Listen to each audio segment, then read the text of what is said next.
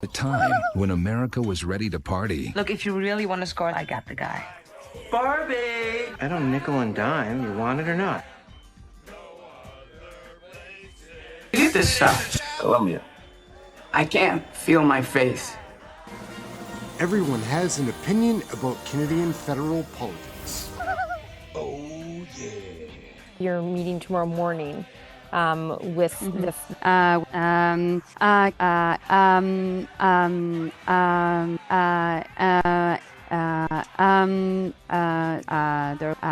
This chick gets around more than Carmen Santiago. Like, Feel my face. Melanie Jolie. Where are we to? Belgium this time? Where are you to? in the beginning about how... Gang, it's not so much a joke, like, about the blow and Melanie Jolie, Trudeau, that whole cabinet. You see the way they behave. What are they putting in that Kool-Aid? Well, we've got Melanie Jolie, Trudeau's girl, his side piece, hustle, whatever that is.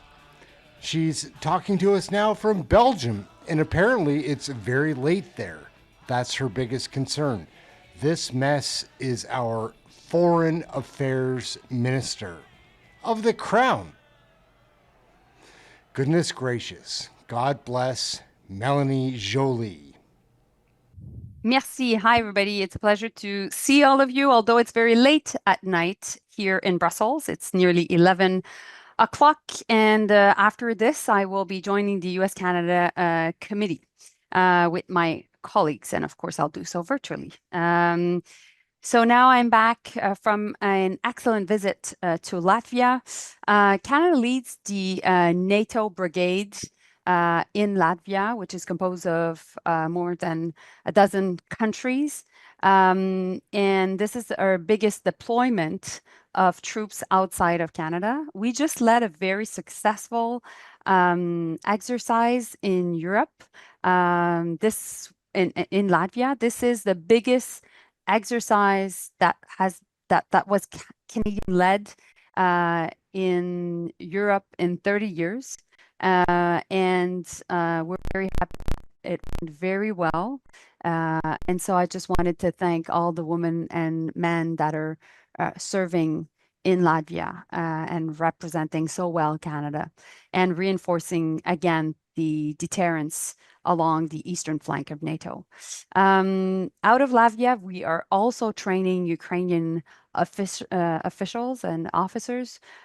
So this is something we do with Latvia. And finally, tomorrow I'm participating in a NATO foreign minister meeting. It will be the first time that it will be led by the new Secretary General, Mark Rutte. And of course, we will be holding the meeting at the time where there are lots of discussions regarding the intentions of the new US administration. It will be also the last meeting of my colleague, the Secretary of State of the US, Tony Blinken. Thanks for taking our questions, Minister. It's a pleasure, Dylan. Good to hear from you. I just wanted to get your response to comments from President Sheinbaum of Mexico today. She said Canada is like the US in having much worse fentanyl problems than Mexico. She argues that some forms of decriminalization might have contributed to that. And then she's also quoted as saying that Canada, quote, could only wish they had the cultural riches Mexico has. Do you have any response to any of those comments? Well, first and foremost, I think that we have a positive relationship with Mexico and we need to work with the country.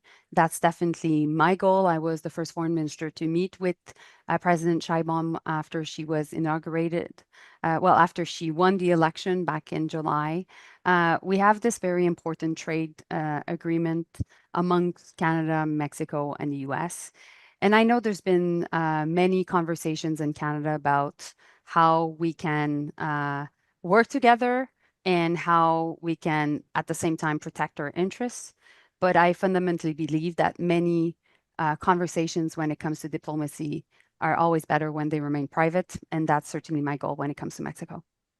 And my follow-up is just about Trump and the Arctic. We know that this came up in the dinner with the Prime Minister. We're working on this Arctic foreign policy. Do you have any sort of indication as to what the Trump administration's priorities are when it comes to the Arctic, and does that have any implication on our own Arctic policy? Well, this was actually an idea that we presented to President Trump because we know that he's been interested in the Arctic in the past. We know also that we've been working on our Arctic foreign policy and that we're going to present our Arctic foreign policy in the coming days. And so based on that, it was the idea to talk about it, to make sure that we can protect our homeland together. And more than ever, we know that there is not only a presence, of course, of Russia in the Arctic, but also a collaboration with China.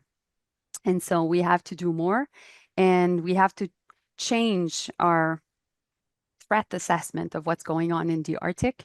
And we need to work with the US, and we need to work also with Nordic states.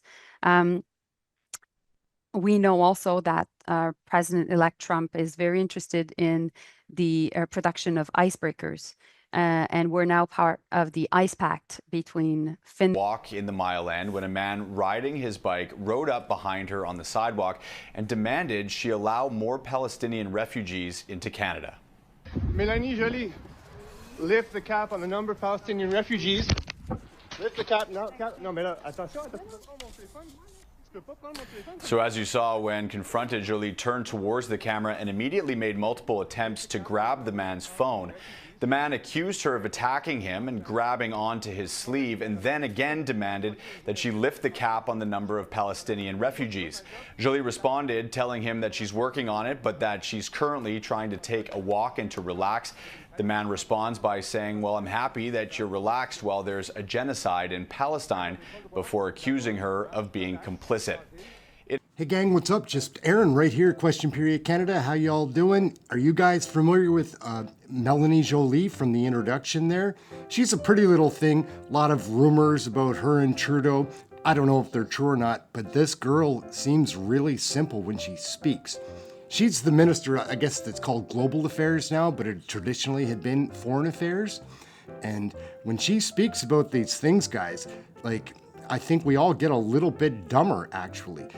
Let's take a couple of looks at Melanie Jolie. She is easy to look at, but very hard to listen to. So let's take a peek and a listen and see which one we prefer, because, man, not so bad when it's on mute, but boy, oh boy. She's a simpleton. Let's check it out. Well, hi everybody. I'm happy to be here at the Mosaic Mine, meeting with Ryan's team and being able to see the facility. Yesterday I was in Saskatoon. I went to the synchrotron at the University of Saskatchewan. We announced an important funding of $84 million. Today we're here to meet with people working at Mosaic, highlighting how much the potash industry is important to Canada, but not only that, as the world is really working hard to turn away from the Russian and Belarusian potash industry, we want to make sure that we empower workers here and that they know that they can count on us. Now, today I'm also here as the minister in charge of talking about the budget today, and in that context I want to highlight the fact that we're putting on the table $600 million in tax incentives that could be possibly interesting to Mosaic and its people, but also to the industry as we're trying to work on a net zero future and also trying to empower our great creative minds and our great entrepreneurs across the country. So that's why I'm here, looking around the facility, getting to know much more the industry, and ultimately to show the hardworking Saskatchewan people that we're here for them. So I will say that all in French. Melanie Jolie is a member of the Liberal Party. She was born in 1979. As a member of the Liberal Party, she represents the Montreal area in the House of Commons, taking office as a member of Parliament following the 2015 federal election. She has held a number of portfolios, including Canadian Heritage, Tourism, and La Francophone. Jolie ran for mayor of Montreal in the 2013 Montreal municipal election, placing second behind eventual winner Denis Coderre. Born in Montreal, Quebec, Jolie graduated from the University de Montreal and Brasenose College in Oxford. She ain't pretty, she just looks that way, guys. Wait until you see her in committee. Like, when she is put to the test, she has a sincere voice, but it's a simple voice, guys. Like, here, we just gotta check it out in committee. You'll get the best idea by seeing her in action.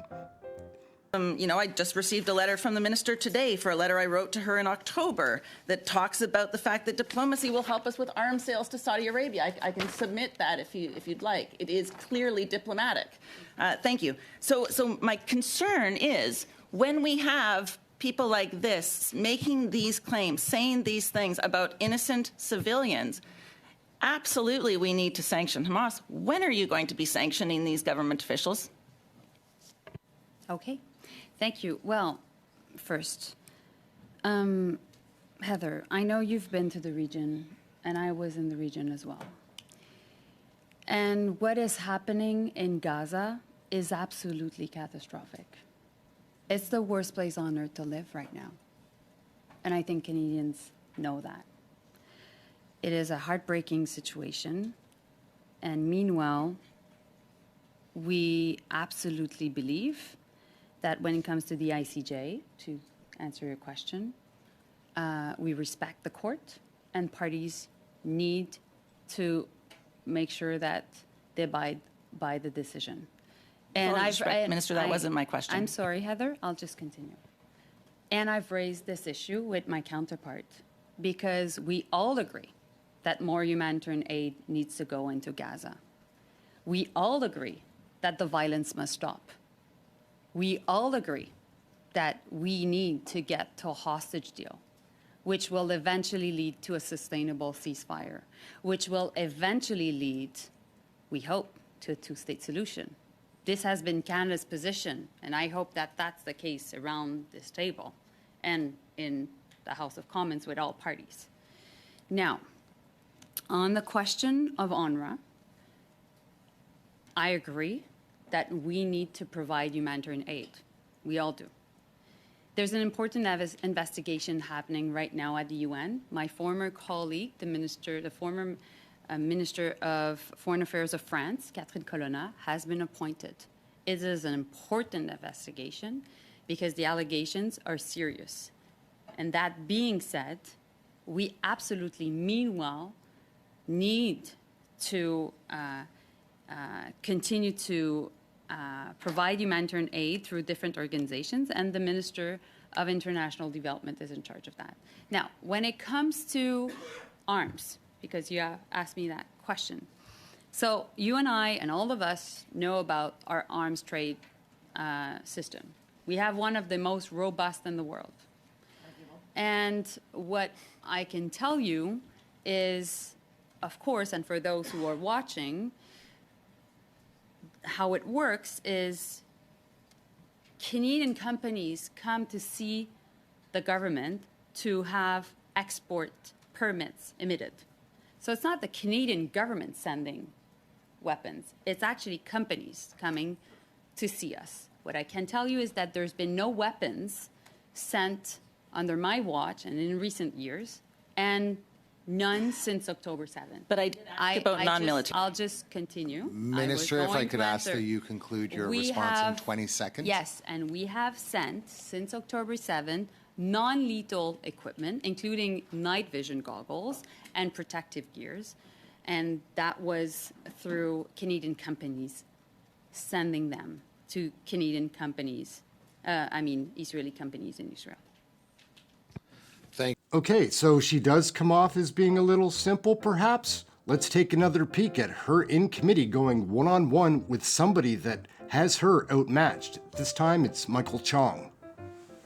Minister, when did you first find out that a PRC diplomat was targeting me and my family? I've learned it through the news. Why is this diplomat still here? So, I knew you would be asking me this question because it's a valid question. And, you know, just to go back a second, I can only imagine the shock, the pain, the worry that you've gone through, dear Michael, due to the targeting of your family and loved ones. And so, as I mentioned earlier, on a personal level, and, you know, as foreign minister, I take this extremely seriously. You've asked me questions regarding foreign interference in the past. I've always said that, of course, we would never tolerate any.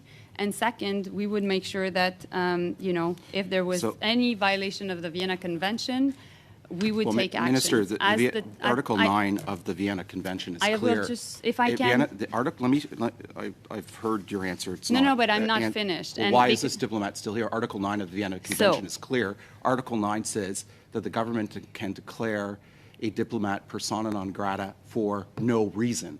The article is clear. So why is this diplomat still here? A diplomat who has more rights and immunities than the Canadians around this table to go around and conduct his foreign interference threat activities. He has diplomatic immunity. He cannot be criminally prosecuted. We all remember the case of the Russian diplomat who mowed down a Canadian citizen in a drunk driving case and killed her, and Minister Manley was unable to do anything about it. You have given accreditation to a diplomat here who is using his diplomatic immunity to target not just me and my family, but other members of Parliament. So why do you, Minister, continue to allow this diplomat to be accredited in this country on Canadian soil? That is the question. And you haven't answered the question. Well, let me be able to answer the question. And of course, Michael, I understand your frustration and I understand your anger. So we haven't expelled a single PRC diplomat. Can I just We are finish? one of the only democratic allies in the Speaker. NATO alliance that has not expelled a single PRC diplomat. And Canadians are being targeted by the over 100 diplomats accredited will you allow the minister to okay, thank respond? you. So, first and foremost, what we're doing right now as a government is we're assessing the consequences that we'll be facing in case of diplomatic expulsion, because there will be consequences. I think it's important that Canadians know what we've learned from the two Michael experience is that, of course, China and the PRC will take action. These interests, including economic interests, consular interests, and also diplomatic interests will be Minister, I can't think of any affected, interest. and therefore, no, Minister, Michael, I just want to finish my answer because this is very important. It's about you, but it's about also the interests of the country. So, as we are assessing the interests, and I know that we are under pressure to go fast, we need to make sure as well that we protect our democracy. And that is why we will take action in light of the facts that are being presented regarding your case and, you know, any MP that could be targeted. So that's why my deputy minister right now is meeting with the Chinese ambassador and summoning him. And that's why also we're assessing different options, including the expulsion of diplomats, because it is important that we take a decision. Minister, just with respect to interests, economic and otherwise, I can't think of an interest more important to the Canadian state than the protection and the safety and the security of its own citizens here on Canadian soil. And that trumps all other interests. I agree with you. It is inexplicable that this diplomat hasn't been told to leave the country already. And I would hope that the deputy minister is informing the ambassador that this individual, Mr. Weijo, should be on the first plane out or declared persona non grata.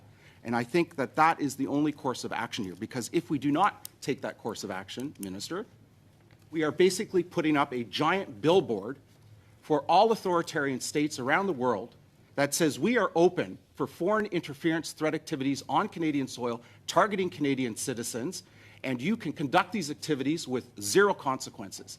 And that's why this individual needs to be sent packing. So Mr. Chair, a question about... I share your concern regarding foreign interference. I share your concern regarding the message we would be sending. I think in order for this country to be safe and prosper, of course, democracy must be at, you know, our bedrock. That being said, we will take a decision thoughtfully. We will take a decision that will have the best interests of Canadians and our democracy in mind. But as I mentioned, all options are on the table. Thank you. I'd like to ask a question about the intelligence assessment dated July 20th, 2021. Did your department receive this intelligence assessment? I was not the Minister for Foreign Affairs. I understand that, but I'm asking if your department received it. Yes. You were appointed minister on October 26th, several months later. I assume that your department received it. The Prime Minister indicated yesterday that that assessment never left CSIS. It seems inexplicable that it would not have left CSIS. CSIS doesn't produce intelligence products for its own consumption. It produces them for departments and central agencies. Well, as you know, the Prime Minister I am trying has to find asked out why that I'm information afraid never made it out of Mr. CSIS. Chong, you're considerably Michael, over your the time Minister now. has asked an investigation on this. So- You know that. You had many conversations with the Prime Minister himself about this issue. You've been briefed about this issue at least Mr. 6 Chong, you're times. out. England and the US. We have an entire national shipyard strategy, which has made possible for Canada to be able to build icebreakers out of the Davie shipyard in Quebec. And we are in the midst of building 8 new icebreakers. And Davie has also bought the Finnish shipyard.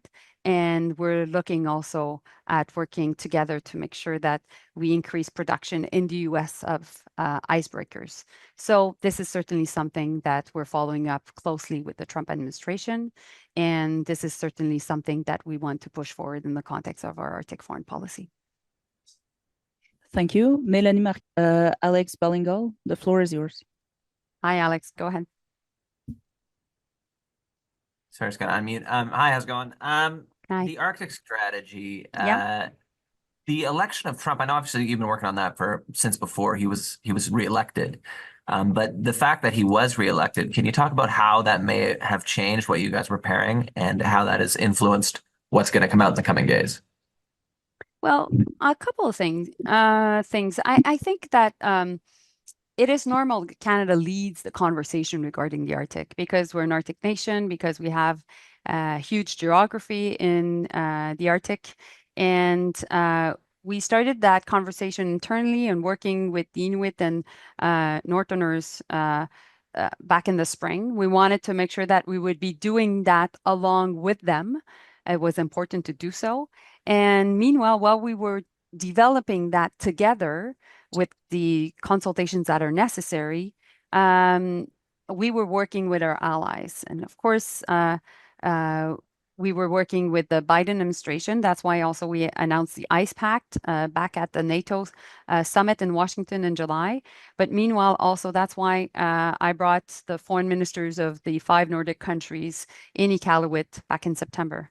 And tomorrow, along with the Secretary of State for the US, Tony Blinken, and the foreign ministers of the 5 Nordic states, we will be having an informal Arctic security dialogue on the margins of NATO. So this is something that is close to my heart.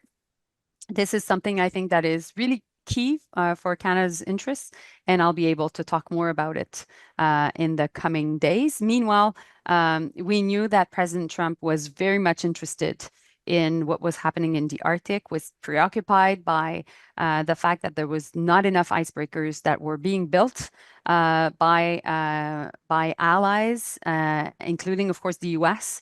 And so we were in solution mode, and we thought that by talking about that and making it a priority, it was actually a win-win for us and also for the Trump administration.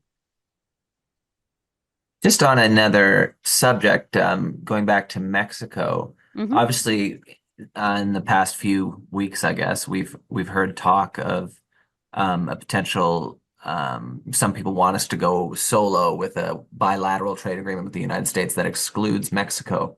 Have you had any conversations with your Mexican counterpart or anybody in the Mexican government about that? And what do they think? What are they telling you about that talk that's going on? So I've been in contact with Mexican leaders, but it is definitely my plan to engage in the coming days. I've been a lot on the road, and I wanted to make sure also that I was able to have conversations first with American leaders within the Senate and within the Trump administration. But I think that my job as Canada's top diplomat is to talk to everybody that is necessary to protect Canada's interests. And therefore, of course, I'll be in contact, and of course, I'll have these conversations. I think we have open channels of conversations, and I think also the Prime Minister spoke with President Sheinbaum when they were at APEC and also at the G20. And I think that channel of communication is also very important. Thank you. And, Next question. meanwhile, just Alex, as for the details of the conversations, well, I'll answer you the same way I just answered your colleague, which is, you know, sometimes in diplomacy and many times in diplomacy, it's always better when conversations remain private, because that's how we're able to ultimately succeed in our cooperation and ultimately coming up with results that are important for our countries. Thank you. Next question is from Karina Roman. Please go ahead. Yes, hello. Thanks for taking Karina. Hi. Pleasure. A couple questions. My first is our Ambassador Hillman was just on CNN moments ago and says that plans are underway in case retaliatory tariffs are necessary, obviously pointing to what we've done in the past when we dealt with this the first time. How far along are those plans? I mean, I know the hope is to avoid tariffs and all of that, but how far along do we need to go in that plan to be ready just in case? Well, Karina, you've asked me the question before the election whether we had a plan for the Trump administration or the Harris administration. I told you yes. And then afterwards, when President Trump was elected, we started implementing that plan. And so, of course, we knew, because of conversations he had in the past, that tariffs was a strategy that he was willing to use, as he did during his first mandate, and also that he was preoccupied with the border. That's why, coming out of our first US-Canada committee, Minister Freeland and I mentioned that these were the two priorities, tariffs and border. And so we'll continue to work on that, and we will be able to protect Canada's interests. But meanwhile, as I just mentioned, we also know that relationships are important, and that Canada has lots of arguments to present to the Americans and has a lot of tools to defend our industries and defend our economy. And of course, as a good government, we are looking at all these tools possible, and we'll make sure that we send a clear message to the Americans. And my follow-up question is, you talked in the beginning about how part of your meeting tomorrow morning with the foreign ministers is to talk regarding sort of, I guess, get a sense of the intentions of the new administration that will be coming in, the Trump administration. Yep. How do you prepare? How does NATO and how do the foreign ministers at NATO prepare for those intentions when we're talking about an administration that is notoriously unpredictable? I think what is important for our European colleagues to understand is how much China is important to the US and to Canada, and how much we need to take this threat very seriously. And that ultimately that there is a connection between what is happening in the Indo-Pacific and China's supporting Russia's economy and DPRK troops being in Russia and potentially also in Ukraine, while at the same time, the European theater is undergoing Russia's illegal invasion of Ukraine. And that is something that our NATO allies need to understand. And they also need to work with us because it is clearly a priority of the future Trump administration. And so when I talk about the fact that I'm here talking in Europe, talking to many of our allies about the impact of the Trump administration, I also talk about the priorities as we see them of the Trump administration, and also its future relationship to China.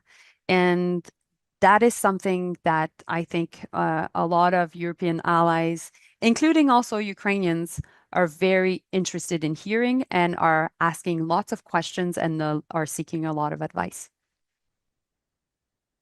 Thank you, Minister Jolie. This concludes the press conference. Merci, Madame Jolie. C'est ce qui conclut la conférence de presse. Thank you so much. Merci beaucoup. Well, gang, we're going to wrap it up right there. I hope you know a little bit more about Melanie Jolie, Trudeau's side piece, his Minister of Foreign Affairs, Global Affairs, some kind of affairs, coke, habits, blow, hard. This is Melanie Jolie, and this is her life in Canada.